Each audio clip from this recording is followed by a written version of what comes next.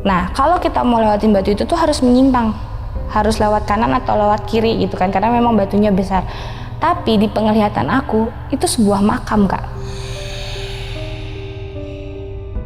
Dari area Surya Kencana Timur muncul 4 ekor kuda sama delman. Yang ngendarain cuma 1 orang, pakai baju kayak kerajaan gitulah. Dan kudanya 4-4-nya ini warna hitam, matanya merah. Lu kalau mau jalan ke kanan, aku bilang gitu. Dia jalan ke kiri, Kak. Aku sampai merinding. Itu posisinya, kalau dia jalan terus, itu semak-semak, lalu jurang.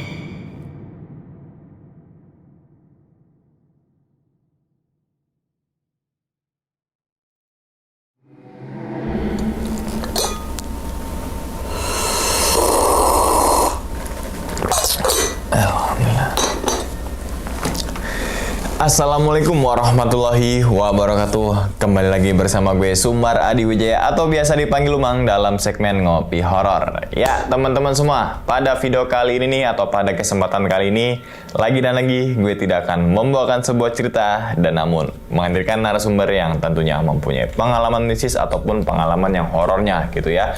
Oke, di samping saya ini udah ada Kak Alfa. Waduh, Kak Alfa, selamat datang di Alfa. Salam untuk teman-teman semua dan juga keluarga di rumah nih, Kak Alfa ya. Oke, sebelum Kak Alfa ini menceritakan pengalaman ke teman-teman semua, kami ngucapin terima kasih banyak nih Kak Alfa. Udah meluangkan waktunya datang ke sini gitu kan nih. Yang semoga aja nih teman-teman semua, di balik pengalamannya Kak Alfa, teman-teman semua ini bisa diambil pelajarannya dan juga bisa diambil sisi baiknya gitu ya Kak Alfa ya. Oke. Ngomongin masalah pengalaman nih Kak, katanya Kak Alfa punya pengalaman saat naik Gunung Gede di tahun 2021 gitu kan ya. 2021. Dan ternyata dalam pendakian tersebut gitu kan ya, banyak kejadian janggal nih. Salah satunya kalau boleh tahu ini makanya apa itu Kak? Yang pertama itu intinya nggak boleh sompral di gunung, lalu yang kedua itu dapat penyambutan. Waduh, itu penyambutannya dari mana itu Kak? Leluhur setempat. Oh, dan katanya sempat ngelihat apa kereta kencana gitu ya? Iya, benar. Oke, ini penasaran sih tentang ceritanya Kak Alfa nih. Teman-teman ngopi horor di rumah juga mungkin penasaran gitu kan nih. Tahan dulu kali Kak cerita nih Kak ya. Oke, dan tanpa berlama-lama lagi kita langsung masuk aja ke dalam ceritanya. Ngopi horor segera dimulai. Kak Alfa silakan diminum dulu kopinya.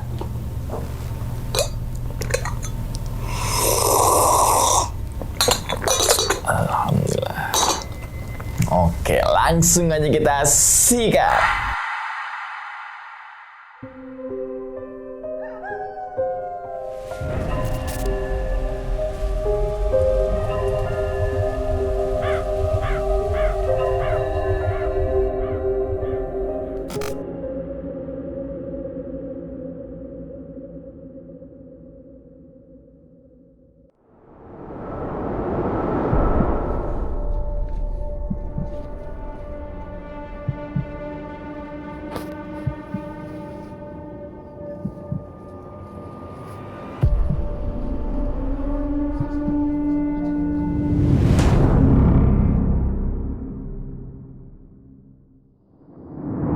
Jadi ini adalah pendakian pertama aku di tahun 2021 sekitar bulan Mei. Sebenarnya keinginan pengen naik gunung tuh udah lama banget dari zaman sekolah, dari zaman kuliah tuh memang udah pengen banget naik gunung. Cuman gak ada yang berani untuk bawa ke atas. Alasannya karena takut kenapa-kenapa di atas melihat tubuh saya yang lumayan besar ini kan. Jadinya takut kenapa-kenapa di atas. Itu semua tertunda sampai akhirnya ketemu sama teman-teman sekampung lah. Jadi main ke tempat abang, ke tempat kakak, teman-temannya itu memang rata-rata senang naik gunung semuanya. Ngobrol, nongkrong bareng, terus iseng nyeletuk, temenin gue dong naik gunung gitu. Awalnya mereka merasa nggak yakin karena mereka sendiri belum pernah pengalaman untuk bawa cewek naik gunung dalam porsi badan yang besar gitu. Karena rata-rata kalaupun ada cewek yang naik gunung itu badannya mungil-mungil atau standar cewek lah pada umumnya gitu. Cuman karena pingin banget naik, akhirnya mereka cek area dulu, kira-kira gunung mana nih yang aman untuk dinaikin sama cewek gendut gitu kan istilahnya. Lalu abang sama beberapa teman itu nyoba ke Gunung Gede. Kenapa Gunung Gede? Karena jarak dari rumah ke Gunung Gede itu nggak terlalu jauh, karena nggak bisa dapat cuti terlalu banyak, karena aku kerja. Lalu abang itu naik ke atas ke Gunung Gede, cek trekking segala macam, kira-kira aman apa enggak. Ternyata aman nih. Cuman resikonya adalah harus 3 hari 2 malam karena trek Gunung Gede itu kan nanjak terus ya Kak. Dari bawah ke atas itu nanjak terus. Akhirnya diskusi segala macem, abang bilang, oke, gue bawa lu dengan 6 porter. Jadi kita naik gunung itu bertujuh, 6 orang porter termasuk aku. 7 orang itu ada abang, Bang Aris, terus Bang Ipang, Bang Edi, Maes sama Dino. Nah, ke-6 cowok ini yang nemenin aku naik ke atas, bawa semua barang-barang aku, istilahnya gitu. Terus aku bilang, ya udah nggak apa-apa, temenin aku naik, semua aku yang cover. Mulai dari transportasi, logistik, cek kesehatan, terus apapun lah yang memang dibutuhkan untuk biaya ke sana itu semua aku yang cover. Oke, akhirnya ditentukanlah harinya. Kebetulan hari itu memang lagi long weekend, libur di Jumat, Sabtu, Minggu. Lah, karena rame kan gunung sejuta umat, akhirnya kita mutusin untuk naik itu di hari terakhir weekend. Jadi ketika orang-orang turun, kita baru naik ke atas. Naiklah kita di hari Minggunya. Kita di sana itu rencana 3 hari 2 malam karena menghindari terjadi apa-apa nanti di sana. Dalam arti takutnya fisik aku nggak kuat. Akhirnya 3 hari 2 malam. Logistik yang dibawa itu banyak banget Kak. Karena kan kita bertujuh dan aku sampai harus ngebawa 1 kardus Indomie untuk kita bertujuh.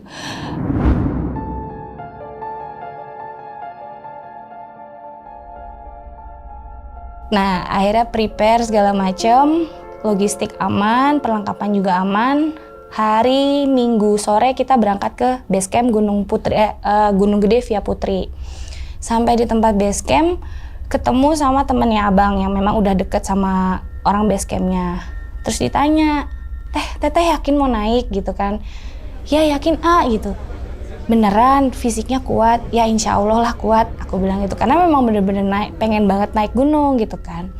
Lalu si AA-nya bilang, ya udah hati-hati, ngomongnya gitu, hati-hati dan niatin di hati naik gunung itu mau apa, digituin, dipesenin. Kalau hanya untuk cari ketenaran atau buat ikut-ikutan konten atau ikut-ikutan orang supaya keren naik gunung, mendingan gak usah, katanya gitu. Enggak, emang beneran pengen tahu gunung, pengen bener-bener nikmatin keindahan alam, aku bilang gitu. Ya udah bagus kalau niatnya kayak gitu. Akhirnya nyampe di base camp, kita packing ulang segala macem. Kita naik hari Senin paginya berarti kan. Nah, aku ketika naik itu hanya bawa daypack. Tas daypackku itu isinya tuh cuma perlengkapan pribadi, P3K, sama botol air minum aku sendiri. Sisanya logistik, tenda, sleeping bag, makanan, logistik segala macam itu dibagi ke 6 porter yang ngajak aku. Akhirnya pagi, sekitar jam 6 kita udah bangun, jam 8 kita berangkat ke pos pemeriksaan. Berangkat ke pos pemeriksaan untuk tes kesehatan, dicek jantung, darah segala macam aman. Gak ada apa-apa, darahku aman, terus detak jantung juga aman, saturasi aman. Cuman petugasnya juga ngewanti lagi nih, yakin nih Kak mau naik gitu kan? Ya yakin Mas, aku bilang gitu kan. Ya udah hati-hati, ngomongnya gitu. Udah 2 orang kan yang ngomong hati-hati. Aku dalam hati gak ada feeling apa-apa gitu kan. Maksudnya nih cuman aku berpikir, oh ini cuman pesan dari orang-orang yang baru pertama kali ngelihat cewek gendut naik, aku mikirnya gitu. Udah, lalu jam 8 jalan ke pos Simaksi. Nah itu kan dari jalur Putri itu kan nanjak terus ya kan Kak, gak ada bonusnya lah kalau kata orang gitu kan. Dari mulai perkebunan aja tuh udah ngos-ngosan tuh, udah gak kuat nanjak. Terus sampai ditanya sama yang lain, masih mau tetap naik gak? Ini bakal kayak gini terus treknya ke atas gitu kan. Terus aku bilang, masih, ya udah istirahat dulu, atur napas. Jadi 5 langkah berhenti gitu. Tuh keringat udah ngucur, udah basah, baju udah basah, tapi masih tetap pengen naik gitu kan. Sampailah di pos Simaksi. Akhirnya registrasi, ditanya lagi sama petugasnya, Mbak, yakin nih mau naik gitu kan? Di tas isinya apa? Digituin. Mungkin ngelihat beban kali ya. Nggak apa, ini isinya cuma baju P3K, perlengkapan pribadi sama botol air minum sendiri. Udah nggak ada lagi, aku bilang gitu. Oh ya udah, hati-hati ya ngomongnya gitu. Nanti kalau ada apa-apa di jalan, jangan maksain naik. Oke siapa? Udah, jalanlah kita pelan-pelan.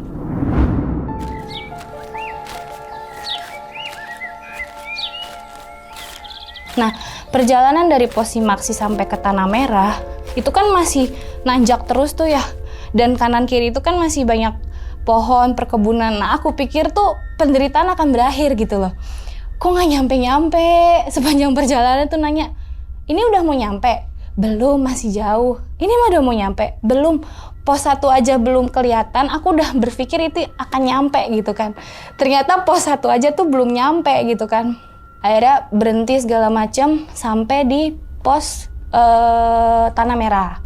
Di pos Tanah Merah kakak aku yang lain nih ngasih tahu aku, ini pintu rimba. Maksudnya apa? Aku bilang itu. Ini pendakian mulanya tuh dari sini.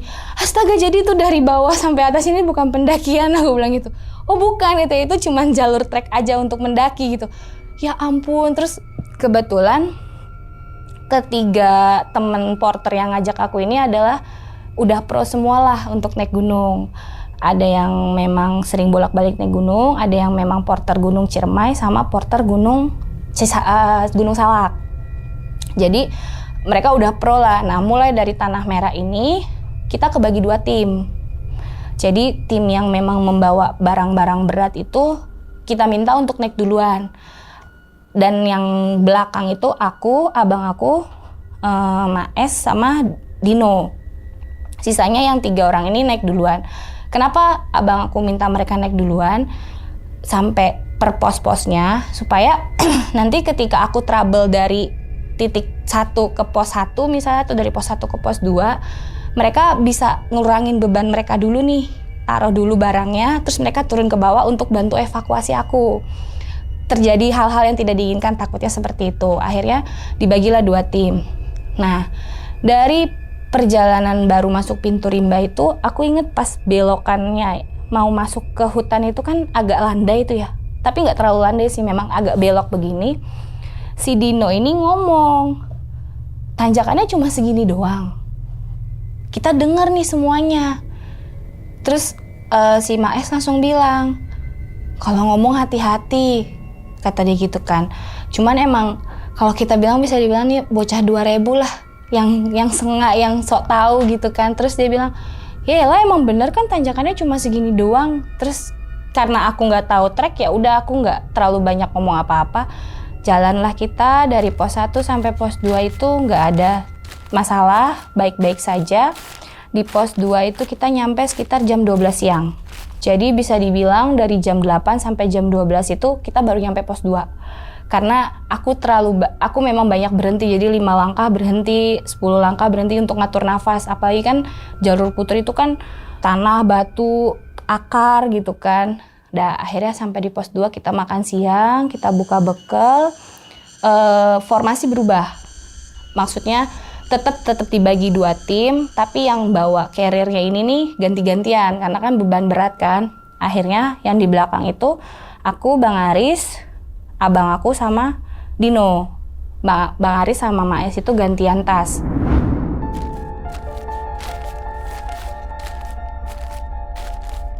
Selama perjalanan dari pos 2 ke pos 3 itu aku dipandu sama Bang Aris.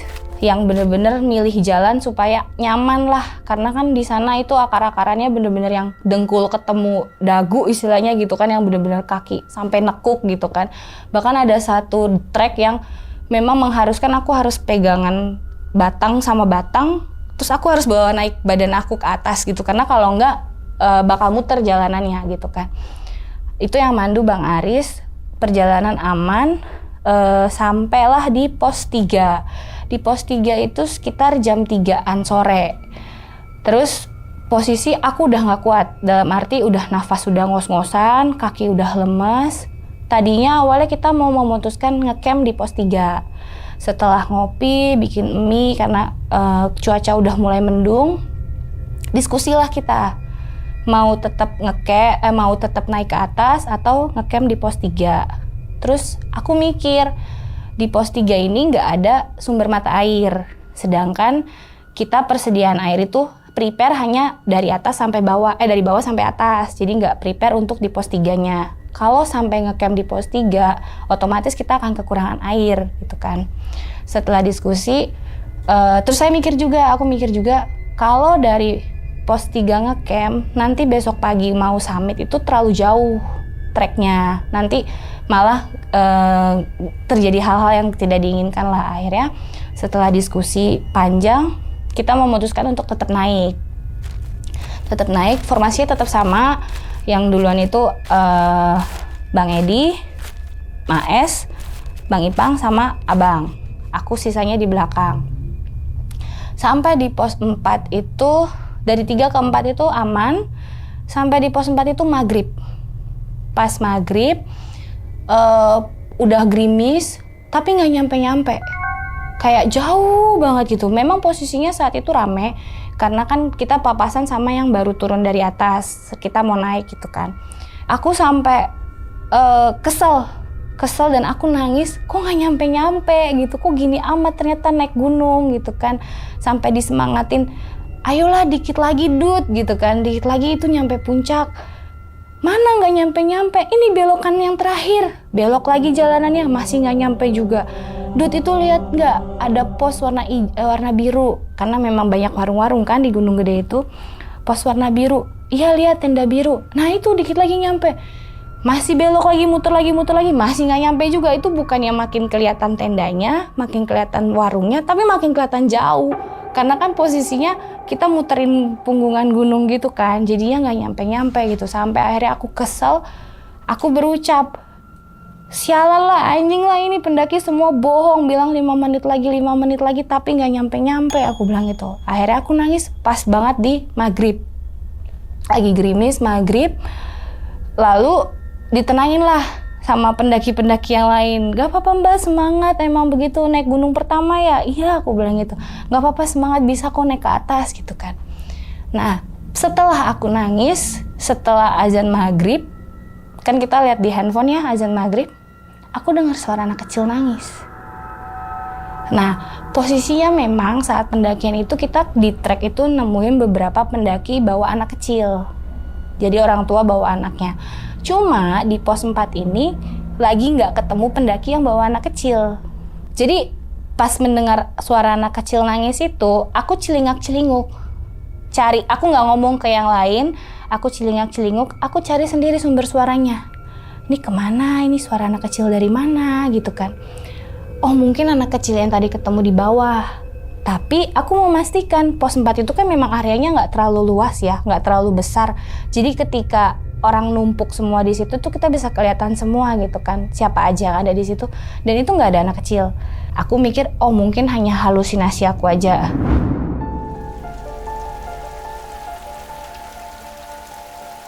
Akhirnya jalan lagi lah dari pos 4 ke pos 5.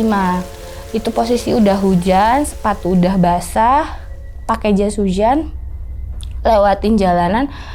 Entah imajinasi aku atau memang beneran terjadi, setiap kali ngelihat batang pohon yang kecil yang hanya muncul dari tanah seperti ini nih, aku ngerasa kayak tangan-tangan yang ngegapai kaki. Jadi bentuknya runcing-runcing, warna hitam, dan ini kayak keriput kakek-kakek gitu loh, kayak tangan nenek sihir gitu. Awalnya aku mikir ini cuman karena kecapean, udah capek, hujan, kesel kenapa nggak nyampe-nyampe gitu kan. Awalnya mikirnya gitu.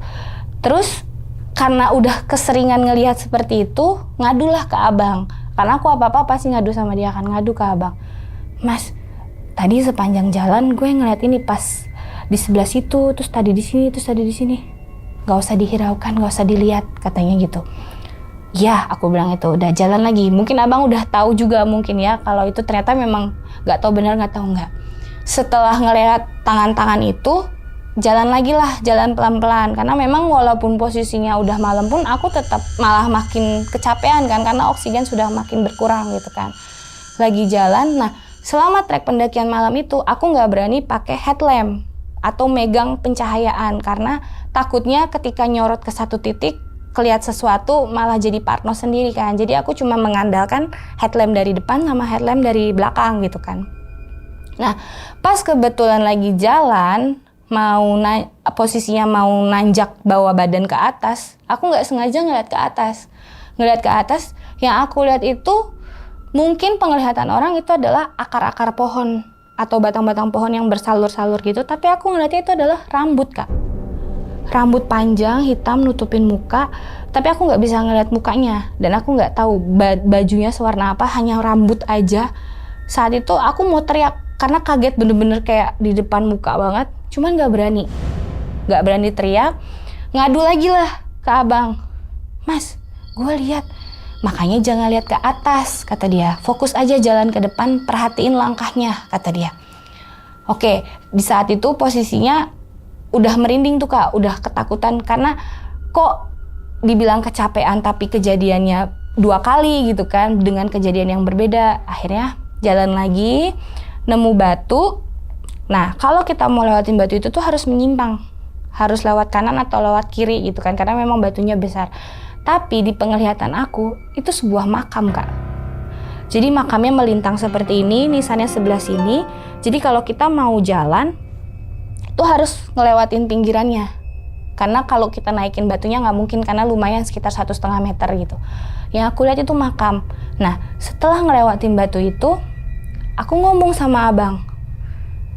Ada makam. Aku bilang itu ke abang. Nggak ada. Cuman halusinasi aja ngomongnya gitu, karena perjalanan udah malam, udah capek, kata dia. Udah jalan aja, fokus ke jalanan yang ada di depan mata, kata dia. Nggak usah mikir yang aneh-aneh, kata dia. Akhirnya jalanlah kita, nyampelah di pos Surya Kencana Timur itu jam 8. Posisinya itu hujan deras, hujan es kalau nggak salah saat itu. Karena aku bisa ngerasain jatuhnya es tuh di tangan, cuman kecil-kecil, kayak batu-batu kristal. Itu hujan es dan badai, angin kencang. Posisinya saat itu tenda udah penuh, Kak. Di Surya Kencana Timur tuh udah penuh. Akhirnya karena aku udah nggak kuat jalan, di ujung Surya Kencana Timur itu kan ada warung. Nah, aku disuruh ngeres dulu tuh di warung. Terus 2 temanku ini jalan ngecek area mana nih yang kira-kira aman untuk dibangun tenda gitu kan. Nah, sampai setengah perjalanan Surken tuh mereka masih nggak nemuin tenda gitu kan. Kalau dilanjutin lagi takutnya makin jauh, akhirnya mereka kecapean juga kan. Akhirnya balik lagi, nggak nemuin area yang aman untuk bangun tenda karena sudah penuh. Akhirnya memutuskanlah kita untuk bangun tenda di pinggir trek jalanan. Jadi di pinggir jalanan Surya Kencana yang banyak batu-batuan pasir itu, kita bangun tenda. Nah, kebetulan bangun tendanya itu bukan di atas rumputan semua, jadi setengah rumput, setengah batu-batuan. Tapi kita memastikan itu bangun bukan di jalanan trekking orang, karena akan mengganggu kan. Akhirnya setelah yang 6 orang ini bangun tenda, aku udah menggigil, udah kedinginan, baju basah, sepatu basah. Sekitar jam 9-an tenda jadi. Aku duluan masuk ke dalam, karena kan cewek, suruh ganti baju dulu sama mereka, sambil mereka bangun tenda yang satu lagi. Nah, perjanjiannya itu kita bagi tenda itu 4 orang sama 3 orang. Karena kita bawa 2 tenda yang ukuran 4 orang. Nah, supaya tidak terlalu sedikit, tidak terlalu penuh. Nah, setelah aku masuk ke tenda yang satu, selesai aku ganti baju, ke-5 porter ini gak ada satupun yang mau pindah ke tenda bareng aku. Alasannya karena dingin. Jadi mereka berlima tidur satu tenda yang kapasitas 4 orang, tapi barang-barang mereka, tas mereka, bahkan tas logistik mereka pun itu pindah ke tenda aku gitu kan. Jadi bener-bener hanya mereka aja sama sleeping bag untuk tidur di dalam tenda gitu kan.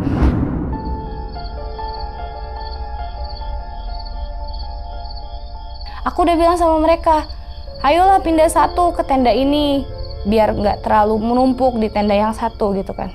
Gak usah lah kak, kita mau tidur bareng-bareng aja supaya anget, ngomongnya gitu kan. Terus aku bilang, ya gue cuma berdua doang dong sama abang gue, gak apa-apa kak, gue nggak mau pindah karena dingin gitu kan, karena memang posisinya badai. Terus aku bilang sama abang, gimana mas? Ya udahlah mau gimana lagi, mereka nggak ada yang mau pindah, kata dia gitu kan. Udah akhirnya kita karena nggak ada yang mau pindah, akhirnya kita makan berdua, masak berdua, karena mereka berlima ini nggak ada yang mau makan karena udah saking capeknya kan, udah saking capek, saking dingin, nggak ada yang mau makan. Kita masak nasi, makan pakai lauk yang kita bawa dari bawah, lalu kita tidur kak, tidur dengan barang-barang yang ada di tenda. Sekitar jam 11:30 malam itu aku kedinginan kak, menggigil parah. Terus aku langsung bangunin kakakku, mas, gue kedinginan, kata dia gitu. Terus dipegang sama dia kan, udah kaku nih, mulai dari jari-jariku tuh udah kram, jari-jari kakiku tuh udah kram, udah nggak bisa diapa-apain. Akhirnya dia buka kompor, masak air, masak teh panas, sama bikin indomie supaya buat ngangetin badan. Nah, udah tuh dibikinin sama dia, kita makan, minum, udah mulai hangat badan. Kedengeran dari tenda belakang itu masih banyak yang ngobrol sama main musik gitar, nyanyi-nyanyi segala macam. Terus aku bilang sama kakak, jam segini kok belum pada tidur ya? Aku bilang gitu kan. Mereka emang nggak mau summit pagi? Aku bilang gitu kan. Ya nggak tahu lah, mungkin mereka cuma mau disuruhkan aja, nggak mau summit, makanya mereka masih begadang, digituin kan. Udah tidurlah, kata dia gitu. Besok mau summit kan, kata dia. Ya, aku bilang itu. Tidurlah kita. Sekitar jam 12:30 aku mules kak, karena mungkin efek makan hangat kan, jadi perutnya bereaksi. Bangunin lagi, mas, mules, pengen ke toilet ke belakang. Di sini nggak ada toilet, di gunung lo mau pup di mana gitu kan. Terus gimana? Ya udah ambil sekop, kata kita bawa sekop kan. Ambil sekop, agak ke belakang cari rimbunan, gali tanah ya, kata dia gitu. Oke siap, aku bilang. Bukalah tenda. Pas buka tenda itu posisinya angin kak, tapi masih gerimis kecil, cuman yang nusuk ke muka gitu loh kalau anginnya. Jadi karena anginnya kenceng, gerimisnya itu jadi nusuk ke muka dan itu dingin banget. Tutup lagi lah, nggak jadi mas. Ya udah tahan aja sampai pagi, kata dia. Terus aku bilang, nggak mungkin lah aku tahan, aku bilang gitu kan. Coba aja pikirin yang lain lah, kata dia gitu, jangan pikirin mulesnya gitu. Udah tiduran lagi nih, cuman kayaknya udah kecampur sama masuk angin juga, sama capek juga, dan sama makanan yang kita udah makan dari pagi, nggak tertahanan kak, bener-bener nggak tertahankan. Akhirnya aku ambil kantong kresek besar, karena memang posisinya aku nyediain banyak kantong kresek, aku bawa tisu basah sama tisu kering, kita buat emergency toilet di dalam tenda. Jadi aku bilang sama kakakku, mas, menghadap ke arah pintu ya, aku bilang gitu. Jadi aku sama kakakku tuh punggung-punggungan, dia menghadap ke pintu, aku menghadap ke jendela, ke tenda belakang. Mau tidak mau aku melakukan buang air besar di dalam tenda. Akhirnya aku buang air besar di dalam tenda. Itu pertama kalinya kak, perdana. Dalam hati aku, ya ampun ternyata naik gunung kok gini amat ya gitu kan, sesulit ini ternyata hidup di alam gitu kan. Udah akhirnya selesai, aku wrapping itunya sampai berplastik-plastik supaya tidak tembus. Besok paginya baru aku kuburkan. Sekitar jam 1-an itu kan udah selesai segala macem. Aku ngedenger ada 2 pendaki datang kak. 2 pendaki naik, dan di penglihatan aku dari dalam tenda itu, mereka bangun tenda di samping tenda aku. Itu 2 orang. Aku nggak tahu itu cewek atau cowok, atau cewek-cewek atau cowok-cowok, pokoknya 2 orang. Terus aku bilang sama kakakku, mas, jam segini masih ada yang baru naik ya? Aku bilang gitu. Ya mungkin aja, kan tadi aja di jalur kita masih ketemu orang pada masih mau naik kok, apalagi jam segini mereka mungkin baru sampai gitu kan. Nah, Ketika mereka bangun tenda, logikanya Kak, orang bangun tenda itu nggak mungkin diem-dieman. Pasti ada omongannya kayak, pasang ini, lu sebelah sana, lu sebelah sini, tolong ambil ini, tolong ini. Pokoknya ada obrolan lah di antara mereka berdua. Itu mereka sama sekali diem Kak. Nggak ngomong sama sekali, hanya pergerakannya aja, tapi kerasa kerusuk gitu kan. Terus aku mikir, ini kan samping tenda aku sebelah kiri, itu trekking ya, jalanan. Logikanya kalau emang dia pendaki, nggak mungkin dong dia bangun tenda di jalur pendakian. Pasti akan ngeganggu orang untuk lalu lalang gitu kan. Tapi ini siapa yang bangun tenda gitu kan. Mau ngelihat juga aku nggak berani. Aku cuma ngelihat siluet badan mereka tuh dari dalam tenda gitu kan. Udah akhirnya karena aku berpikir, oh ya udahlah mungkin mereka pendaki yang baru datang. Aku tidur.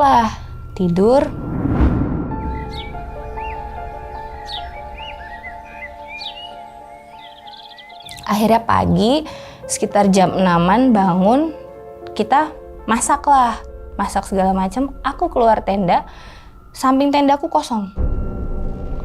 Samping tenda itu kosong, nggak ada orang yang bangun tenda yang seperti aku lihat semalam. Terus aku mikir, oh mungkin mereka udah summit nih pagi-pagi ke atas, makanya tendanya udah nggak ada gitu kan.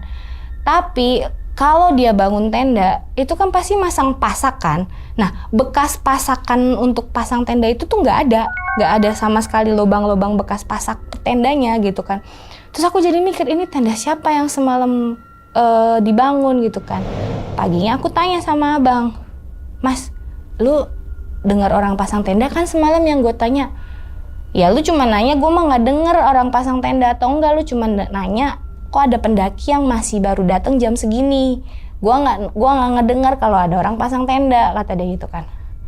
Oh ya udahlah, mungkin perasaan doang. Aku mikirnya kayak gitu kan. Udah kan, akhirnya pas pagi itu kita diskusi karena posisi kita ngecamp ini nggak nyaman. Kita memutuskan untuk pindah tempat supaya lebih dekat dengan trekking saat summit gitu kan. Tadinya kita mau tetap cari di daerah Surken Timur. Cuman yang lain berpikir mendingan deketin ke arah summit supaya nggak terlalu jauh. Akhirnya aku bilang, ya udah ayolah kita packing. Aku bilang gitu kan, kita packing segala macam beberes, pindahlah tempat ke area Surken Barat yang memang tempatnya lebih proper lah untuk bangun tenda. Dan itu adanya di sebelum belokan yang mau ke arah summit gitu, sekitar 100 sampai 200 meter lah sebelum ke arah summit gitu kan. Nah, saat mereka pindah tenda, bangun tenda di tempat yang baru, aku summit bertiga, aku, abang, sama Dino. Summit bertiga. Perjalanan summit itu nggak ada trouble sama sekali Kak, aman-aman aja. Cuma memang udah mendung posisinya.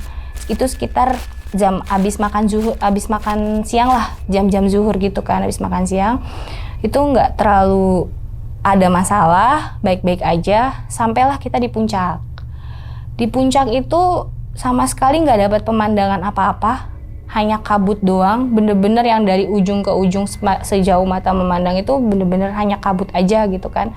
Akhirnya kita foto lah di Tugu Gunung Gede. Saat kita lagi di Tugunya itu, ketemu sama rombongan sekitar 7 atau 8 orang lah. Mereka bilang mereka dari Bandung atau dari Jakarta, aku lupa. Ngobrol lah kita, terus aku tanya sama mereka, nanti mau turun lewat Putri lagi atau mau lintas lewat Cibodas, aku bilang itu. Terus mereka bilang, oh kita turun Putri lagi kok Kak, ngomongnya gitu. Karena memang mereka juga nggak bawa perlengkapan tenda apa-apa gitu kan, hanya bawa depek aja. Oh ya udah, nanti turun bareng aja, aku bilang itu. Karena memang posisinya di atas itu udah nggak ada pendaki lain selain aku sama rombongan itu. Setelah kita ngobrol, kita foto bareng gitu kan, karena biasanya kan sesama pendaki itu jadi temen kan di area gunung itu. Kita ngobrol, foto bareng. Udah mulai gerimis tuh Kak, udah mulai gerimis. Nah, posisinya di puncak itu kalau kata abang, waktu abang ngecek lokasi, itu ada warung. Jadi kalau misalnya ada hujan atau apa, kita bisa numpang neduh di warung tersebut. Tapi saat aku muncak itu warung udah nggak ada.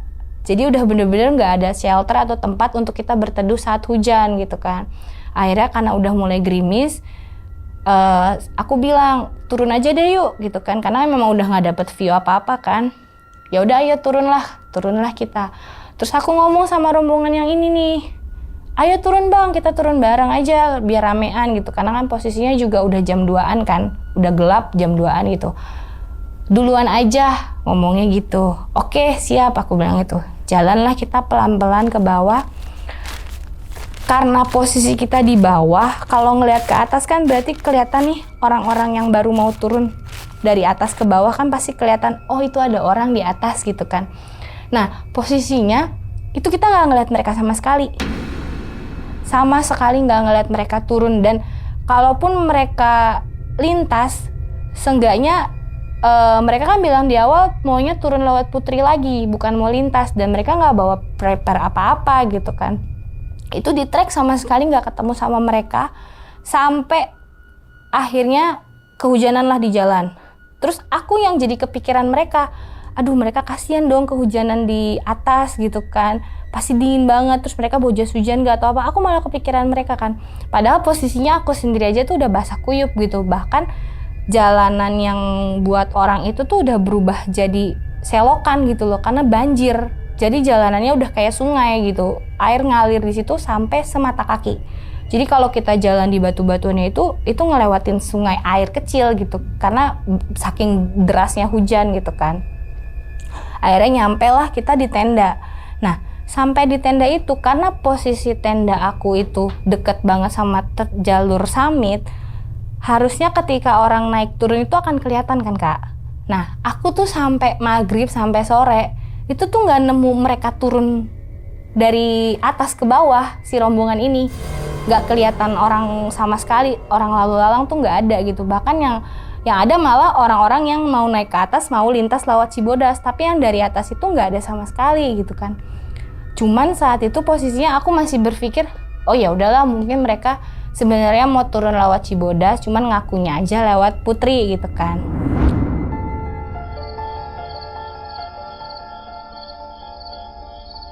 Udah akhirnya sampai di tenda, buka baju segala macam karena udah basah. Akhirnya malam itu kita mintalah satu orang untuk pindah ke tenda kita gitu kan, ke tenda aku, supaya jadi 4-3 gitu kan, agar anget lah gitu kan, nggak terlalu sedikit orangnya gitu. Pindahlah si Dino ini ke tenda aku. Jadi aku, Dino sama abang, lalu Bang Aris, Bang Edi, Bang Ipang sama Maes satu tenda.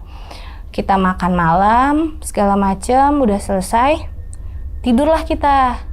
Sekitar jam 11:30-an lah, jam 11:30-12, Dino bangunin aku. Kak, lapar kak, lu lapar nggak kak? Ngomongnya gitu. Lapar? Kenapa? Lu mau masak mie? Aku bilang gitu. Ayo masak kak, kata dia gitu kan. Akhirnya aku bangunin abang. Mas, temenin, gue mau masak mie. Lu lapar, kata dia. Iya, ya udah ayo, kata dia. Bikinlah kita. Terus aku panggil tenda depan. Bang, mau makan mie nggak? Enggak, masih kenyang. Lu belum tidur bang? Belum, lagi dengerin musik. Ngomongnya gitu. Berarti kan 4 orang ini nih belum ada yang tidur sama sekali kan. Masaklah kita Indomie. Posisi tenda itu kita hadap-hadapan. Jadi masak itu di tengah. Nah, samping kiri tenda itu udah langsung trekking Surya Kencana. Jadi kalau orang lalu lalang tuh pasti kelihatan ke arah kiri gitu kan. Lalu kita lagi masak Indomie. Posisi aku itu di sebelah kiri sebelah sini, lalu abang di agak ke dalam. Kita masak 2 kompor karena mau masak 3 mie kan, jadi satu-satu. Pas lagi masak itu, aku lihat ke arah kiri. Ada 1 ekor kuda. Kudanya itu warna coklat, bulunya lembut banget, terus tebal surainya. Terus ngomong sama abang, besok pagi kayaknya enak nih naik kuda. Naik kuda di mana? Abang tuh masih nggak ngeh karena sambil masak kan. Itu aku nggak nunjuk sih, cuman lewat ekspresi muka doang. Itu di situ. Di situ mana? Itu ada kuda. Aku bilang gitu kan ke abang. Jangan ngaco, lu pikir ini kita nginep di Gunung Mas yang ada kudanya buat naik besok pagi, kata dia gitu kan. Di ini tuh tengah gunung, lu naik sendiri aja susah apalagi orang bawa kuda. Tapi itu ada kuda, aku bilang gitu. satu lagi ngerumput. Aku maksudnya lagi makan rumput gitu kan. Udah jangan ngaco, udah cepetan masak minyak, kata dia gitu kan. Kasihan tuh Dino lapar. Nah, si Dino ini tidur Kak, tiduran di dalam tenda sambil main handphone. Udah kan.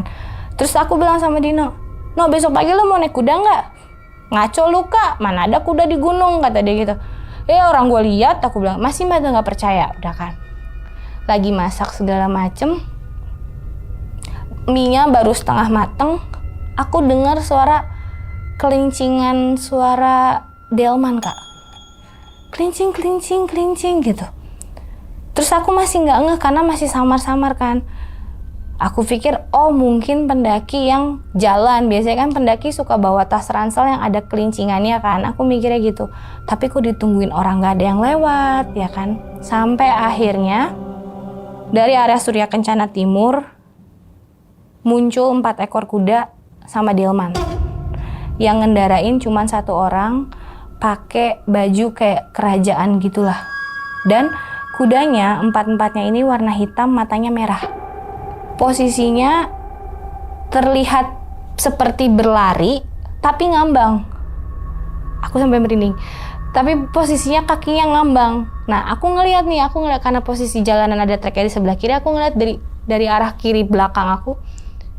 Set muter, aku langsung panggil kakakku. "Mas." "Iya, gue denger." Aku belum ngomong apa-apa sama kakakku. Sama kakakku bilang, "Iya, gue denger. Buruan masak," kata dia. Aku masih merinding. "Buruan masak," kata dia gitu kan. Abis masak, cepet masuk, kata dia. Aduh, merinding sekurujur bu. Buruan masak. Akhirnya kita masak belum selesai, baru 2 Indomie. Langsung matiin kompor, tuang dari nesting ke mangkok, masuk tenda, tutup tenda. Terus si Dino yang lagi main handphone tiba-tiba panik kan. Kita gerabak-gerubuk, "Kenapa sih? Kenapa? Ada apa gitu." Nggak ada apa-apa gitu. Nah, posisinya abang sama aku tuh nge-freeze. Aku sama kakak nge-freeze. "Lah, kok mie-nya cuma 2 Kak?" kata dia gitu. "Nggak apa-apa, buat lu aja." "Enggak, lu aja Kak, kan lu juga pengen makan gitu." "Enggak, buat lu aja, gue udah nggak lapar," aku bilang gitu ke dia. "Atau gue masak sendiri aja deh," kata Dino gitu. Kata abang, "Nggak usah, tetap di dalam tenda aja, kita nggak usah masak lagi," katanya. "Udah makan aja 2 mie buat bertiga cukup kok, orang udah malam juga," kata abang itu kan. Udah. Saking keponya aku, itu kuda kok bisa ada di atas gunung, kereta kencana itu ada di atas gunung. Aku ngintip lah dari jendela tenda. Jadi posisinya aku duduk deket jendela. Terus aku bilang sama abang, "Itu apa sih? Nggak usah dilihat," katanya, "nggak usah tahu, udah biarin aja," kata dia gitu. "Udah diem-diem aja di dalam," kata dia. Aku penasaran, aku bukalah tendanya. Seret, hanya untuk sebatas mata doang gitu kan. Aku ngelongok keluar. Pas banget posisinya itu kuda belok dari Surya Kencana Barat mau nanjak ke atas, ke arah Summit. Karena kan posisi tenda dekat dengan jalur Summit kan. Dia lagi belok, kudanya natap ke aku. 4-4-nya. Matanya merah, terus warna kudanya warna coklat, itu bener-bener yang, tapi gagah banget kudanya. Udah selesai kayak gitu, karena panik, aku tutup lagi. Mungkin abang lihat ngeh kali ya aku melakukan sesuatu yang harusnya nggak aku lakukan. Dia cuma bilang, "Kan udah dibilang nggak usah kepo," kata dia gitu. "Udah tutup," kata dia. Tidurlah. Itu sampai pagi nggak bisa tidur. Bener-bener nggak bisa tidur. Nah, pas sekitar jam 2:30 atau jam 3 lah mau mendekati subuh, itu kedengeran suara gamelan Kak dari arah belakang. Dari arah belakang tenda, padahal belakang kita ini adalah semak-semak gitu loh, udah mendekati hutan. Nah, dengar suara gamelan, aku bangunin abang. "Mas, lu tidur?" Nggak bisa tidur," kata dia. Si Dino mah tidur Kak. Nyenyak dia tidurnya, nggak bangun sama sekali. "Mas, lu dengar?" "Iya." Terus dia bilang, "Kalau di gunung dengar apa-apa atau lihat apa-apa, nggak usah diomong langsung," kata dia. "Iya, tapi gue takut," aku bilang gitu kan ke dia. "Ya udah, simpen aja dulu," kata dia. Nah, suara gamelannya itu tuh lembut banget, nggak kedengeran seperti orang hajatan atau apa, tapi lembut banget. Itu ngalun kayak ditemenin kayak lagu pengiring tidur gitu loh, yang kedengerannya tuh lembut banget. Tapi hawanya tuh malah makin gak enak gitu loh. Bukannya makin tenang, malah makin gak enak. Itu sampai pagi gak bisa tidur gitu kan.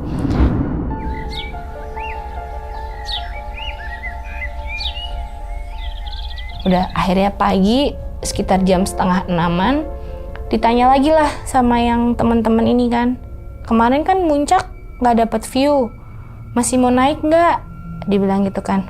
Enggak deh kayaknya, aku bilang itu karena nge-save energi untuk nanti turun, aku bilang itu kan ke dia.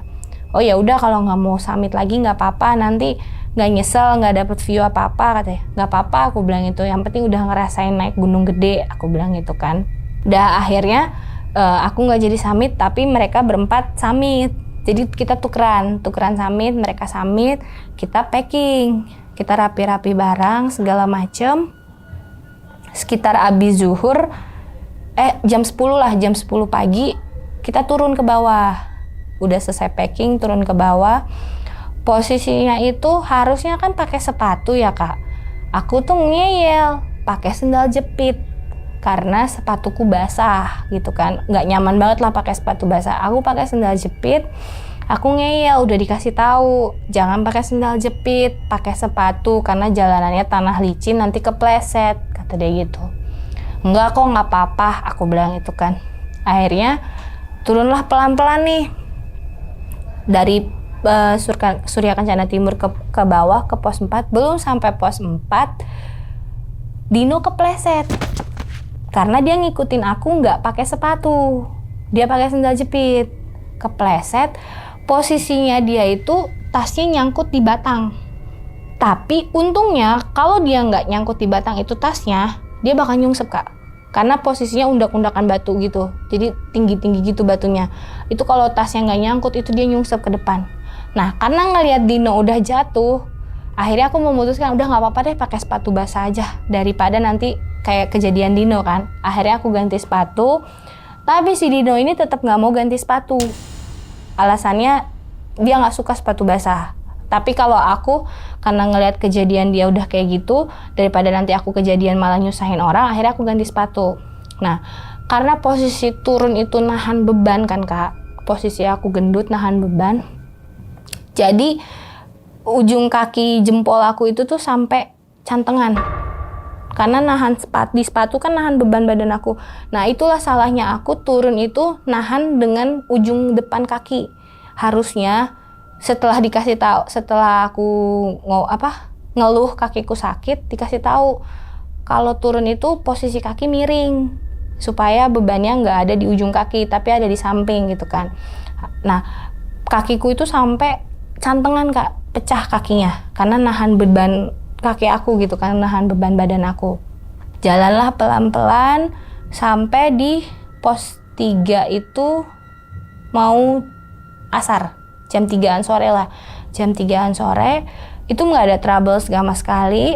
Nah dari pos 3 itu aku bilang sama yang bawa tenda dan packingan segala macam, aku bilang sama mereka, Bang duluan aja turun, nanti kalau misalnya gue kenapa-kenapa seenggaknya barang udah di bawah, lu naik ke atas udah nggak bawa beban, aku bilang gitu kan. Karena gue ngerasa badan gue udah mulai nggak enak nih, aku bilang udah capek banget, nanti kalau takut trouble kenapa-kenapa malah nyusahin semuanya, kata aku gitu kan. Terus mereka bilang ya udah kita turun duluan deh, kata dia. Nah si Dino ini nggak terima karena dia menganggap ditinggal sama keempat orang ini. Padahal keempat orang ini turun duluan itu untuk menyelamatkan barang-barang supaya nanti kalau kita ada apa-apa di atas itu nggak nambahin beban gitu kan. Sepanjang jalan dari pos 3 ke pos 2 dia ngedumelnya katanya temen tapi ditinggal gitu kan. Masa cuman bawa barang gitu aja harus ninggalin temen sih, katanya solid atau segala macam kata dia gitu. Terus aku bilang sama dia, gak usah ngedumel, mereka tuh turun duluan karena mereka bawa beban berat kan, aku bilang gitu. Nanti takutnya terjadi apa-apa sama kita, mereka jadi double, bawa kita juga, bawa barang juga, aku bilang gitu kan. Terus akhirnya mereka turun duluan sampai di pos 1. Nah memang kita tuh udah ada omongan kalau memang duluan tuh kita ketemu di tiap pos-posnya kan supaya aman gitu. Ketemulah di pos 1. Nah dari pos 1 ini Mereka bilang, kita duluan ya, ketemu lagi nanti di base camp. Jadi di jalur dari pos 1 sampai pertanian segala macam tuh kita udah nggak ngeres lagi lah, kata mereka gitu. Jadi langsung ketemu di base camp. Oh ya udah nggak apa-apa bang, aku bilang gitu kan. Aman lah, ini udah sampai pos 1. Itu posisinya udah mau maghrib. Lalu pas banget di jalur setelah mau keluar dari pos 1, di jalur ketika kemarin Dino ngomong segini aja nih treknya, dia kepleset kak. Kepleset, jatuh, sampai kakinya kesleo, nggak bisa jalan sama sekali. Dia kepleset. Akhirnya karena keempat orang ini udah turun duluan, mau nggak mau kan tinggal aku sama abang nih yang bantu backup dia. Akhirnya abang bantu bawa carrier-nya dia kak. Dia itu nggak bisa jalan sama sekali. Akhirnya minjem trekking pole aku supaya buat mapah dia jalan. Nah, dari posisi itu kita agak minggir sedikit nih ke kiri supaya nggak di jalur kan, karena ngeganggu orang yang mau turun. Aku tuh lagi bantuin abang buat pakai double bagnya dia supaya aman gitu kan, karena bawa 2 carrier besar gitu. Pas lagi bawain tasnya, si Dino tahu-tahu jalan sendiri kak. Tahu-tahu jalan, terus aku teriak, Din, mau kemana? No, mau kemana? Mau turun kak, ngomongnya gitu. Tar dulu, tunggu, aku bilang gitu. Gue lagi bantu abang gue buat bawa tas, aku bilang gitu. Lu kalau mau jalan ke kanan, aku bilang gitu. Dia jalan ke kiri kak.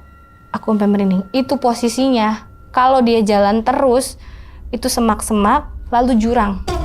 Itu nggak ada jalan sama sekali.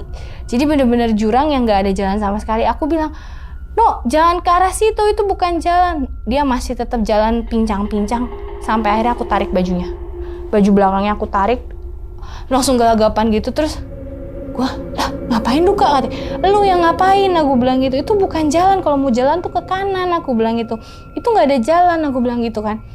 Nggak apa-apa kak, gue bisa jalan pelan-pelan. Iya tahu, tunggu, aku bilang gitu. Ini abang gue lagi pakai tas elu biar buat ke backup, aku bilang gitu. Dia tetap ngeyel kak, tetap pengen jalan duluan kan. Akhirnya dia jalan lah balik arah. Terus aku ketemulah sama pendaki rombongan TikTok kayaknya, itu turun dari atas.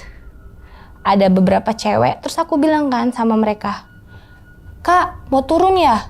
Itu nggak ada respon. Mereka diem aja. Entah itu orang atau bukan, aku juga nggak tahu. Tapi kakakku bilang dia nggak ngeliat orang turun.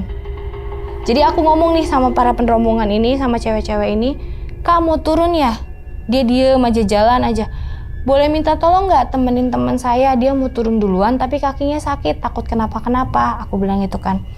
Terus kata mereka nggak ada respon sama sekali, diem aja, cuman ngangguk juga enggak, nengok juga enggak, pokoknya bener-bener diem kayak nggak meresponi aku gitu, kayak nggak tahu bahwa aku ada gitu kan. Udah, terus akhirnya aku bilang sama Dino, no nanti dulu aja turunnya, aku bilang nggak apa-apa kak.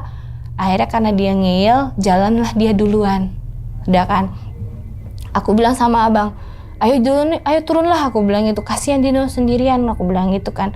Nah tapi orang rombongan itu lewat depan aku, lewat jalan depan aku, tapi nggak ada. Biasanya kan kalau sesama pendaki kan duluan ya mbak, mari mbak gitu kan, atau negor gitu. Ini nggak sama sekali. Aku bilang, nih orang kenapa gitu kan. Udah, akhirnya sampailah di pos Tanah Merah. Sampai pos di Tanah Merah, akhirnya Dino naik ojek kak. Naik ojek sampai base camp karena udah bener-bener gak kuat kan. Sampai di base camp, nah aku jalan kaki lah tetap biasa sama abang sampai ke base camp. Itu sekitar jam 9 malam. Sekitar jam 9 malam, nyampailah kita bersih-bersih, lalu ganti baju, udah selesai, terus kita makan. Terus manggil lah sesepuh setempat buat bantu Dino urut kaki.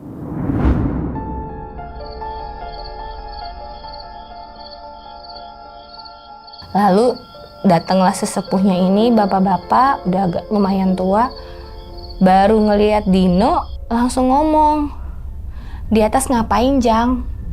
Ngomongnya gitu. Nah mungkin karena nih anak gak sadar bahwa dia sudah melakukan hal sompral, dia gak merasa dia melakukan apa-apa gitu. Dia cuma bilang, Nggak ngapa-ngapain Pak, di atas mah saya nggak pipis sembarangan, nggak apa sembarangan, nggak ngapa-ngapain gitu. Nggak mungkin, ini mah kata dia orang jatuhnya bukan jatuh wajar kan, digituin sama si bapaknya. Terus Dino langsung, nah abang langsung bilang, lu kan sompral tadi di atas, kemarin ngomong tanjakannya segini doang, digituin. Nah, kena batunya kan di jalur yang sama, di posisi yang sama, digituin sama abang. Terus dia langsung, emang itu sompral? Masih nggak percaya bahwa itu kesompralannya dia gitu kan. Ya udah, akhirnya diurutin. Terus si bapaknya bilang, makanya besok-besok jaga omongan, mau di mana juga, kata dia gitu. Apalagi kamu datang ke gunung, bukan rumah kamu, digituin sama abahnya. Udah diurut segala macem, sembuhlah dia, maksudnya mendingan lah, bisa jalan. Nah, kita memutuskan untuk pulang tuh besok paginya. Selama di base camp, cerita-ceritalah kita nih Kak, selama di atas kayak gimana. Ternyata pas saat malam pertama aku denger orang-orang main musik yang aku lagi makan itu tuh jam-jam 11-an itu, aku tanya sama tenda sebelah yang 5 orang ini, Bang lu udah tidur belum? Gue denger sih yang lu masak mie malam-malam, kata mereka gitu kan. Lu denger? Iya, gue denger lu ngomong sama abang lu, Mas mau tawarin tenda depan nggak? Nggak usah lah, udah pada tidur, kata abang gitu kan. Nah itu gue denger tuh pas abang lu nanya, kata dia gitu. Terus lu denger suara orang main musik? Nggak ada, kata dia gitu. Nggak ada, orang malam itu gue cuma denger suara hujan doang, nggak ada yang main musik. Emang ada main musik, kata dia gitu. Tapi itu kan yang jam 8, jam 9. Memang pas kita baru datang tuh memang lagi rame-ramenya orang ngobrol main musik itu, main gitar. Tapi jam segitu tuh nggak ada, gue nggak denger, kata dia gitu. Terus aku tanya sama yang dua lagi, lu denger Mas? Bang, gue bilang itu. Nggak denger, kata dia gitu. Gue nggak denger sama sekali gitu kan. Terus aku tanya sama abang, Mas lu denger semalam orang pasang tenda samping tenda kita? Enggak, gue nggak denger, gue cuman denger lu nanya, kok ada orang yang baru naik ya jam segini, kata dia gitu. Tapi mereka pasang tenda gue nggak lihat, kata dia gitu, gue nggak denger. Terus aku tanya lagi sama 4 orang ini, lu denger orang pasang tenda? Enggak, kata dia gitu, orang gue nggak denger sama sekali. Kan jarak antara lu makan sama, bahkan ketika lu ribut mau buang air aja gue denger, kata mereka gitu kan. Cuman gue nggak denger orang pasang tenda segala macam, kata mereka gitu. Udah. Yang pas kejadian malam kedua, saat aku amak abang ngeliat kereta kencana itu, posisi mereka kan sebenarnya belum tidur. Karena kan pas aku tawarin mie, mereka tuh lagi dengerin musik semuanya kan, gak ada yang tidur gitu kan. Pas aku tanya, mereka gak denger sama sekali. Mereka denger percakapan aku ngomong pengen naik kuda lah. Bahkan mereka kayak, si Alfa lah ada-ada aja pengen naik kuda tengah gunung malam gitu kan. Mereka denger tuh percakapan aku sama abang pengen naik kuda segala macam. Terus pas kita panik, mereka pikir itu ngelihat sesuatunya tuh binatang buas atau apa gitu, tapi nggak berpikir bahwa yang aku lihat tuh kereta kencana, dan mereka nggak ngedengar sama sekali. Tapi yang saat suara gamelan itu ngedengar semuanya.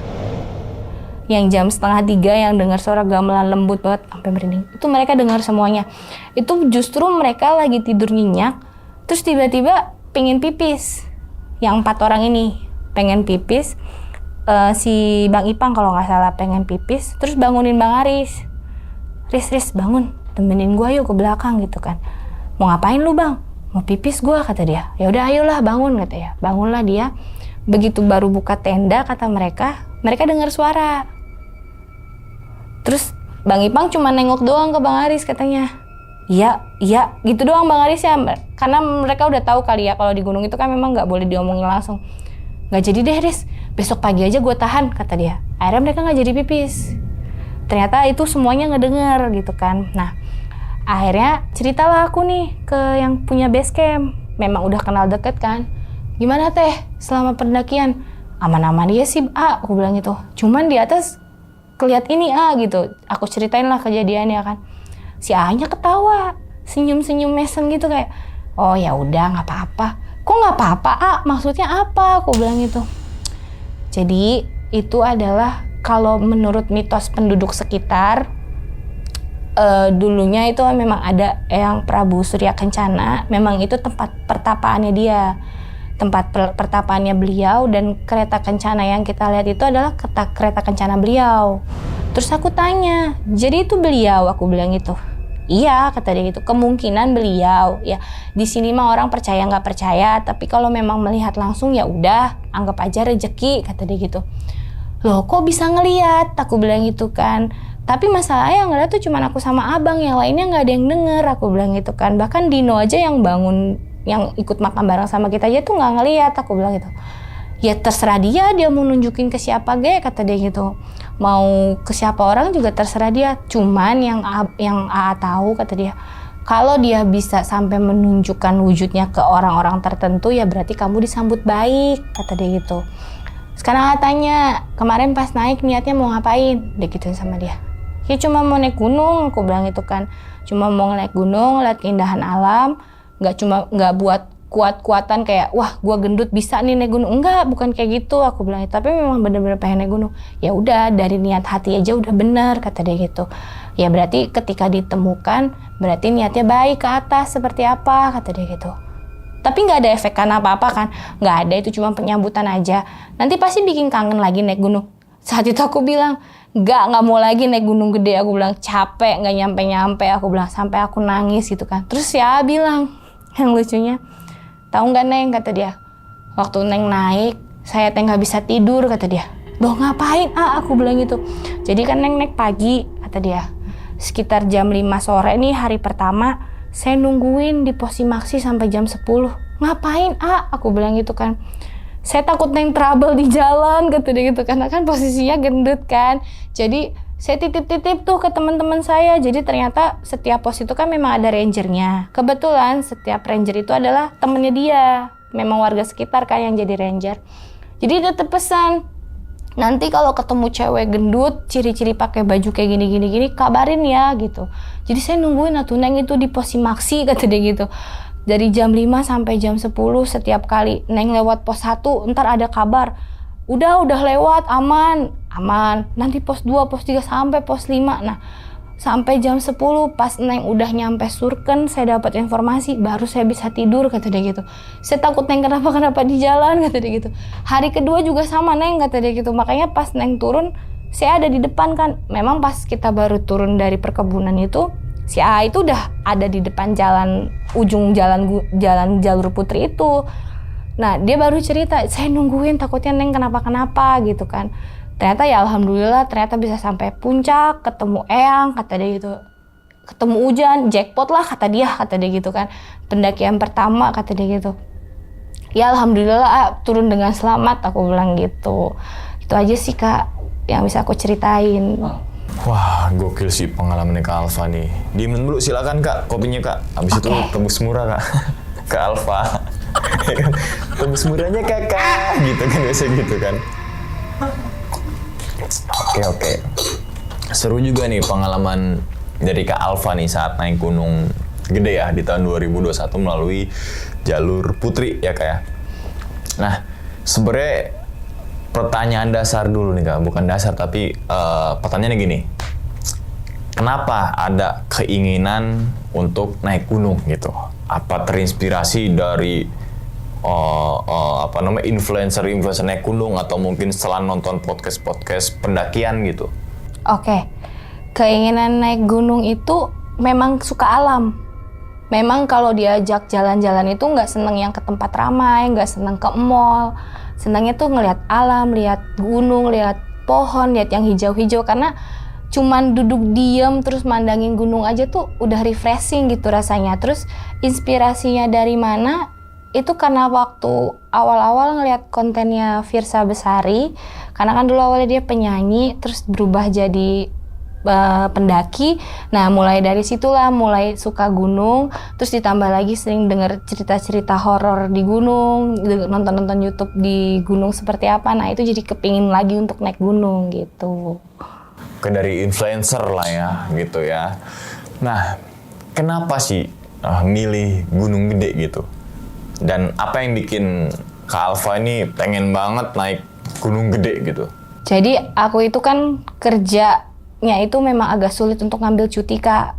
Nah, posisinya saat itu kalau harus ke Gunung Jawa Tengah atau Jawa Timur itu kan makan waktu gitu kan. Nah, jadi gunung terdekat dari Jakarta mana nih yang kira-kira aman untuk ngambil cuti sekedar sehari 2 hari aja gitu kan. Ya udah akhirnya terpilihlah Gunung Gede. Kenapa nggak gunung yang lain yang ada di Jawa Barat? Karena aku sering nonton YouTube Gunung Salak treknya seperti apa, Gunung Ciremai treknya seperti apa, gunung yang lainnya seperti apa gitu, yang Cikuray segala macam itu treknya seperti apa. Terus aku merasa belum mampu untuk pergi ke sana gitu. Jadi akhirnya memutuskanlah ke Gunung Gede karena memang secara jarak lebih dekat gitu dan untuk ngambil cutinya juga nggak terlalu banyak gitu. Nah, ini masalah porter nih. Biasanya kalau pendaki naik gunung tuh gengsi tuh untuk pakai porter. Oh, pakai porter lo, wah pakai ini lo gitu kan. Oh, kayak gue dong sampai tinggi gitu kan ya. Dan balik lagi ke ceritanya ke Alfa nih. Kenapa sampai ngajak 6 porter? Kalau boleh tahu nih gitu kan ya. Ya mau 10 porter silakan aja sebenarnya mah yang nggak ada yang salah-salahnya. Kenapa Kak? Menggunakan jasa porter sampai 6 orang porter gitu. Jadi aku merasa tidak yakin dengan kemampuan diriku karena kan beban aku saat itu sekitar 95 kilo Kak untuk naik ke atas. Jadi untuk mengamankan diri supaya tidak menyusahkan orang, akhirnya aku minta 6 orang porter yang memang udah pro semua gitu kan untuk bantu aku, nemenin aku untuk naik ke atas gunung karena saking kepengennya naik gunung gitu. Nah kebetulan 6 orang ini tuh tanpa aku ketahui itu benar-benar proper lebih dari yang aku tahu gitu. Bahkan si Bang Ipang ini dia nyediain satu tenda khusus, jadi kalau misalnya aku andai kata ada apa-apa ada tenda khusus buat aku karena aku perempuan sendiri kan, dia tahu aku daki gunung perempuan sendiri, tenda khusus untuk 2 orang. Terus dia bawa emergency blanket, dia bawa perlengkapan kalau sampai hipo di atas tuh seperti apa.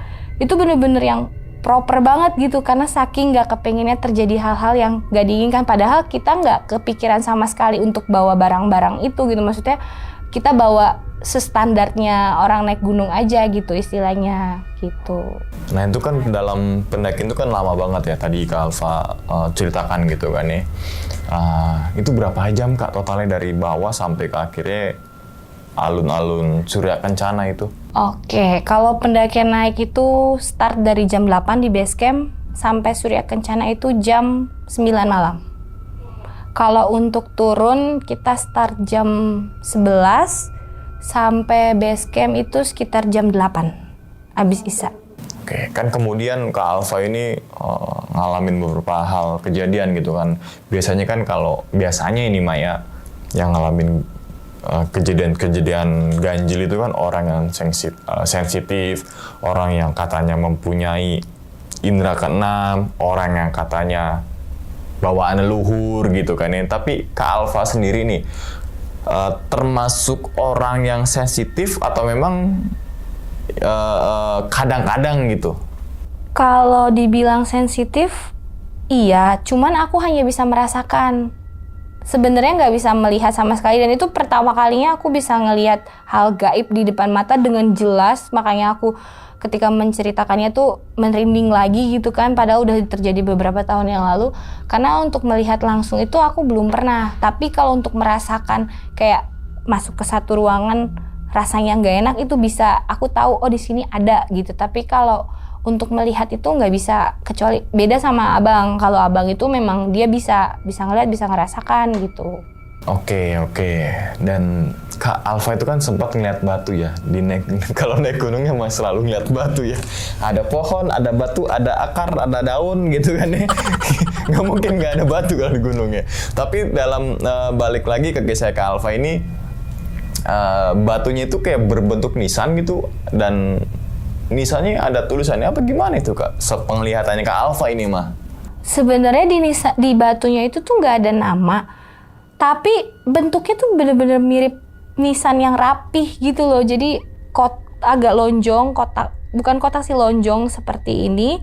Terus nisannya sebelah sini itu seperti, kalau aku suka nonton di YouTube tuh kayak makam pendaki-pendaki yang meninggal di atas gunung lalu nggak bisa dievakuasi, akhirnya dimakamkanlah di posisi dia ketemu gitu loh. Nah aku mikirnya tuh seperti itu gitu. Dan begitu aku konfirmasi ke abang pun juga melihat hal yang sama. Cuman saat kejadian aku melihat itu sama abang, kenapa tetap disuruh fokus supaya nggak hilang arah dan nggak mikir yang aneh-aneh gitu. Nah dari situlah akhirnya paham kenapa kalau terjadi apa-apa di gunung itu disimpan dulu sendiri supaya nggak ngeganggu mental teman-teman yang lain gitu. Nah pokoknya singkat ceritanya gitu kan ya, dengan kemampuannya Kak Alfa akhirnya sampai juga tuh di puncak Gunung Gede gitu kan ya, yang dimana ini pendakian pertamanya Kak Alfa ya. Semoga jangan kapok kan di pendakian berikutnya gitu kan ya. Nah begitu sampai di puncak itu kan ada rombongan pendaki tuh yang tadi ceritanya Kak Alfa ya. Menurut Kak Alfa gitu kan ya, rombongan pendaki itu beneran atau memang misterius nih Kak? Kalau feeling aku itu misterius karena aku ada bukti fotonya, itu muka mereka pucet semua Kak.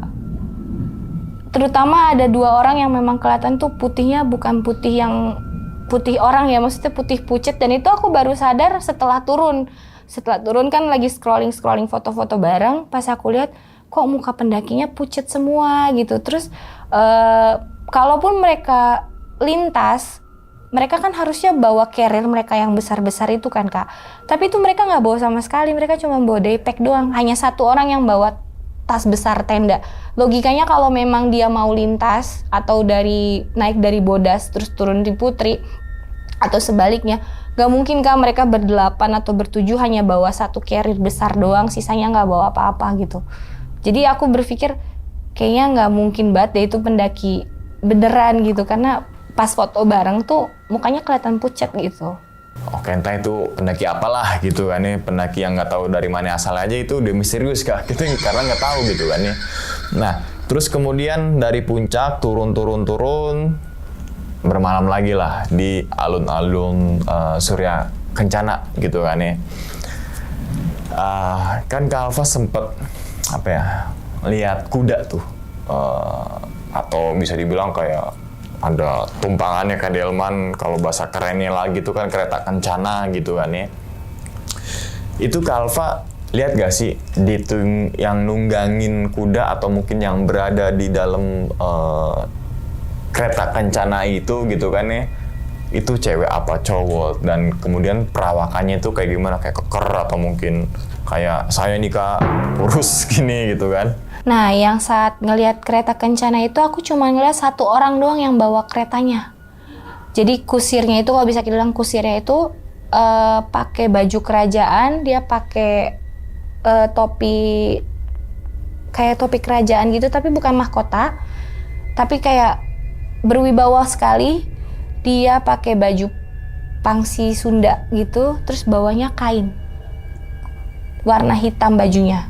Nah, kainnya itu hijau ketemu emas, jadi ukirannya tuh emas tapi kainnya warna hijau gitu. Nah kan kalau menurut denger cerita-cerita pendaki nih yang pernah podcast di sini kan Kak, ketika ngelihat sebuah kereta kencana katanya jiwa dia dibawa ke alam lain, jiwa dia dibawa ke dimensi lain, jiwa dia masuk ke alam gaib gitu kan. Tapi menurut Kak Alfa sendiri gitu ya, saat ngelihat kereta kencana itu gitu kan, sempet kayak ngerasain gimana gitu, atau mungkin wah gue dibawa ke alam gaib nih gitu? Saat itu nggak ngerasa pindah tempat atau kemana-mana, posisinya ada di situ tapi kita nge-freeze. Cuman bisa ngeliatin dari sudut kiri ke arah kanan, ngeliat keretanya jalan, nge-freeze, dan begitu habis dari sudut mata kanan, nengok ke arah abang pun juga melakukan hal yang sama. Jadi lagi megang nesting, dia begini, ngikutin arah kereta dari kiri ke kanan. Nah, setelah keretanya kita selesai ngelihat kereta habis, maksudnya dari arah sudut mata habis di sebelah kanan, aku ngomong ke abang, "Mas, iya, ayo cepat," gitu. Jadi kita langsung, aduh aku merinding. Kita buru-buru selesai nestingnya, masak mie-nya selesai, udah langsung masuk ke dalam. Jadi bener-bener nggak bisa ngomong, nggak bisa gerak, bener-bener kayak ketika raja lewat terus kita patuh gitu loh, sujud gitu istilahnya, kata sungkan gitu ngeliat. Jadi benar-benar kita nggak melakukan kegiatan apa-apa, hanya ngelihat keretanya jalan aja gitu. Nah terus kan kemudian Kak Alfa ini kan sama si Dino ya. Oh Dino ini yang tadi tuh Dino subuhi gitu ya. Emang receh kan biar nggak ngantuk kan gitu kan ya. Kemarin kameramennya sampai ketawa kan karena ngantuk udah malam gitu kan ya. Nah si Dino ini Kak siapa nyetirek? Oke, Dino ini gitu kan ya, si Dino temannya Kak Alfa itu sempat kayak ngerasain hal-hal aneh gak selama pendakian itu? Waktu dia mau jatuh yang ke jurang itu tuh pas aku lagi bantuin abang pakai carrier, dia berasa dia tuh jalan ke arah yang benar Kak. Jadi ketika dia bilang, Kak gue mau jalan duluan, itu dia ngerasanya jalan yang dia pilih itu memang ada jalurnya kata dia, ada kelihatan jalan ke bawah, padahal itu jurang, padahal harusnya dia belok dulu ke kanan baru lurus gitu. Dia bilang dia ngelihatnya itu ada 2 jalur Kak, jadi ada yang ke kanan ada yang ke kiri. Nah yang dia lihat ke kiri ini tuh lebih dekat dibandingkan dia harus ke kanan muter, jadi dia langsung gue lewat kiri aja deh, lebih cepat, dia mikirnya gitu, padahal yang dia lihat itu adalah jurang.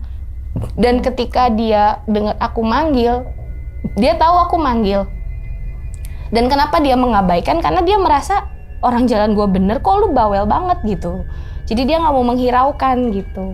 Nah singkat ceritanya kan dari Surya Kencana turunlah ya kan. Terus kemudian ketemu nih sama rombongan pendaki lain di pos 1 ya, yang trail run itu ya. Nah, menurut Kak Alfa sendiri nih, atau mungkin asumsinya Kak Alfa sendiri, rombongan yang di pos 1 itu sama kayak pas di puncak Gunung Gede gak? Yang tiba-tiba hilang gitu.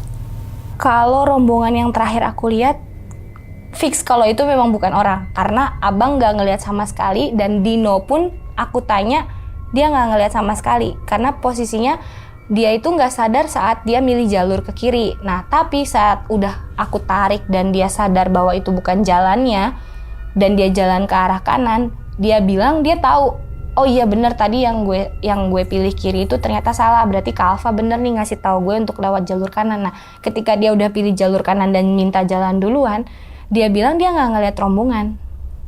Dan kakakku bilang, abang bilang, makanya gue bingung sama lu, kata dia gitu. Lu ngomong sama siapa? Nitip Dino ke siapa? Kata dia gitu. Orang gue lihat kok ada rombongan cewek berdelapan lewat, aku bilang gitu. Pakai jilbab semua, pakai baju putih-putih. Jadi dari atas sampai bawah tuh putih semua Kak, baju mereka. Ya aku mikir, oh mereka mungkin dari komunitas mana atau dari mana gitu yang pakai baju seragam putih-putih dari atas sampai bawah, pakai kerudungan. Cuman pakai baju kayak orang lari TikTok gitu loh Kak. Terus aku bilang ke mereka untuk nitip Dino, kan wajar untuk turun bareng-bareng, aku bilang gitu. Makanya gue tanya, lu ngomong sama siapa? Kata dia tuh, orang gue nggak ngeliat ada orang turun kok, kata dia gitu. Nah kalau yang itu fix, aku bilang itu bukan orang, aku doang yang ngeliat. Wah, gokil sih perjuangannya Kak Alfa ya. Pengen melihat sebuah keindahan alam dari sudut pandang yang berbeda gitu kan ya. Nah, tapi sebelum ditutup nih Kak videonya nih Kak, kira-kira nih Kak Alfa punya pesan nggak sih buat teman-teman semua atau mungkin buat para pendaki yang mau naik gunung tapi mohon maaf terkendala dengan berat badan gitu Kak? Oke, kalau dari aku sih pertama lurusin niatnya dulu. Niatin hati, kalau memang bener-bener mau naik gunung, ya udah bener-bener dari hati, bukan karena FOMO, bukan karena pengen ikut-ikutan, bukan karena pengen gegayaan. Karena jujur saat di trek pendakian itu, dibilang mau nyerah, iya mau nyerah. Karena kok nggak nyampe-nyampe, apalagi nafas sudah habis, kaki udah pegel, bawa badan sendiri gitu kan. Bahkan harus sampai bawa naik badan di antara 2 batang gitu kan. Nyerah mau turun lagi, tapi mikir udah sejauh ini masa harus turun lagi gitu, kapan lagi bisa naik gunung dengan posisi banyak yang ngedukung, teman-teman yang ngedukung. Terus selanjutnya adalah pastikan kita prepare, mau itu gunung manapun, prepare segala macam persiapan yang memang buat naik gunung proper gitu. Jadi jangan menyepelekan mentang-mentang teman-teman gue udah jago semua naik gunung, bawa seadanya aja lah. Itu jangan, karena kita nggak tahu di atas gunung akan seperti apa gitu kan. Nah yang terakhir, pastikan yakin dulu aja sama diri sendiri. Kalau kemarin kesalahan aku adalah aku insecure, walaupun aku punya tim yang aman gitu untuk bantuin aku naik ke atas, tapi aku ngerasa aku insecure, tapi ternyata itu nggak beralasan. Jadi bener-bener yakin ke diri sendiri, gue bisa, udah pasti bisa, dan jangan nyerah gitu. Oke, ini thank you banget loh Kak pesannya Kak, sampai tahu sewaktu-waktu atau mungkin berapa tahun kemudian gue jadi agak berisi kan. Jadi yang penting pola makan ya gitu kan, jaga kesehatan, olahraga gitu kan ya kan.